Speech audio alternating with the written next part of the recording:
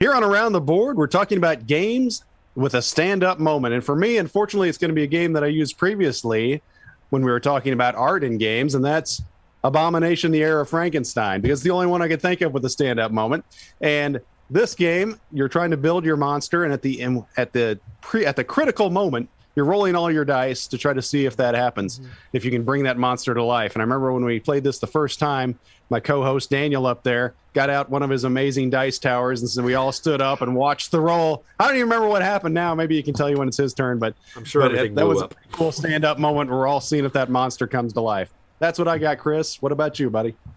Well, I guess maybe dice is part of it. It makes sense. That it is exciting. We've known that for a long time, but I think it's really coming to light here because my game is Blood Bowl.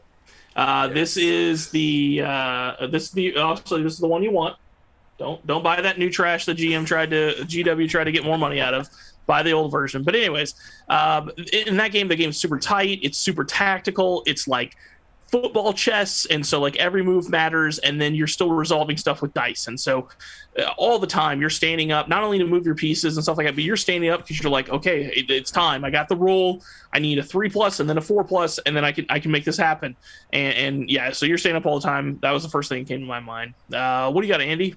So a stand-up game that I like is a game where you literally have to stand up. Well, I guess you don't have to, but in the third round of Time's Up, you almost always do because you're doing charades. That's right. So if you haven't played Time's Up, it's 3 rounds. First round, you can only say one word to get people to guess a card. I'm sorry, you can say as many words as you want, but it's not the word on the card. The second round, you can only say one word. And the third round, you can just do like charades and actions. And I think it gets great because you stand up and you're running around and doing goofy things. It's always a blast. Yeah, I love me some Euro games, but boy, this party game is where it's at.